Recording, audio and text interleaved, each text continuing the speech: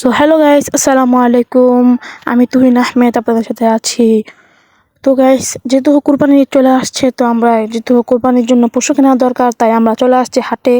So guys, হাটে আসার পর দেখছি কিন্তু অনেক বড় বড় গরু, কালো রঙের, সাদা রঙের, লাল রঙের, অনেক বড় বড় গরু দেখতেছি। আমরা কিন্তু হাটে মাত্র প্রবেশ করলাম, এবং আমরা কিন্তু দরদাম করে একটা গরু নিয়ে যাবো ইনশাল্লাহ। আর শুক্রবার আমাদের নীলক্ষী বন্দর একটা হাটের ভিতরে অনেক সুন্দর সুন্দর গরু উঠেছে, আলহামদুলিল্লাহ। আজকেই হাট এবং সোমবার একটা হাট। তো আমরা আজকের হাটে আসলাম এবং ঘোরাফেরা করতেছি, দেখতেছি আজকের হাব ভাব কেমন। যদি ভালো হয় তাহলে আমরা ইনশাল্লাহ গরুটা নিয়ে যাওয়ার চেষ্টা করব, যেটা আমাদের নসিবে আছে আলহামদুলিল্লাহ। এবং দেখতেছি গরুর দরদাম অনেক, গরুর দাম অনেক আকাশ ছোঁয়া। একটা গরুর দাম, ছোট গরুর দাম 1.5 লাখ চেয়ে বসে থাকে, যেহেতু আজকে হাটের প্রথম দিন আমাদের নীলক্ষীতে। তো এই গরুটার দাম চাওয়া হচ্ছে 1.5 লাখ টাকা। পরে আমার আব্বু চলে আসলো, কাকা চলে আসলো, পরে আমরা এই ছোটো গরুর দেখলাম।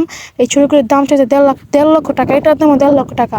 তারপর আমার আব্বু বললো 1 লক্ষ টাকা দিব, কিন্তু তারা রাজি হচ্ছে না। তারপর আমরা একটু ঘোরাফেরা করতেছি, দেখতেছি, মোলামুলি করতেছি, দেখি দেয় কিনা।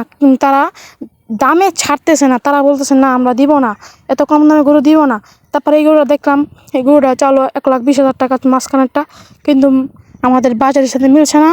এই কথা বলে ভাই বলছে না থাক, এটা নেব না, পরে আমরা আরেক জায়গায় চলে যাব। তবু অনেক মোলামুলি করতেছে 1 লক্ষ টাকা বিধি দিতে, কিন্তু ব্যাপারী সাহেব দিতে চাচ্ছে না। সে বলছে আমি এত কম দামে কেন, সো কি আর করার, তার জন্য আমরা আরেক জায়গায় চলে আসলাম। এবং এই গরুটার দাম অনেক বেশি চাচ্ছে, গাই গরু।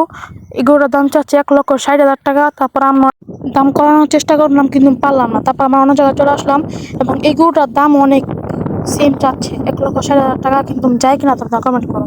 তারপর দেখতে আসছি গাইস অনেক সুন্দর সুন্দর। তারপরে আমরা এখানে একটা গরুর কাছে চলে আসলাম। এই গরুটার দাম চাওয়া হচ্ছে 1,35,000 টাকা। তারপর আমার বড় ভাই বললো না, এটা অনেক বেশি হয়ে যাচ্ছে, আপনি একটু কম বলেন, এই যে এই গরুটা। তারপর অনেক বেড়ারা মোলামুলি করার পর দিচ্ছে না। এরপরে মনে করেন আমরা চলে আসলাম আরেক জায়গায়। দেখে চলে আসার পর দেখতেছি অনেক বড় বড় গরু, মাঝারি সাথে গরু, কিন্তু তারা দাম চাচ্ছে অনেক বেশি।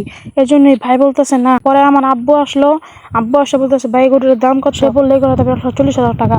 পরে আব্বু বললো না, অনেক বেশি হয়ে যায়। তারপর অনেক দামাদামি করার পর মিললো না। পরে আমরা আবার সেই কালাগড়ির কাছে চলে আসলাম আমার আব্বুকে নিয়ে।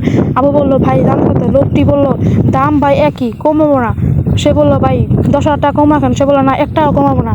তো গাছ আর কি করার, আমরা গরু পেলাম না, আজকের মতো বিদায় নিতে হচ্ছে। আপনারা সকলে সাবস্ক্রাইব করে দিন। আসসালামু আলাইকুম রহমতুল্লাহ।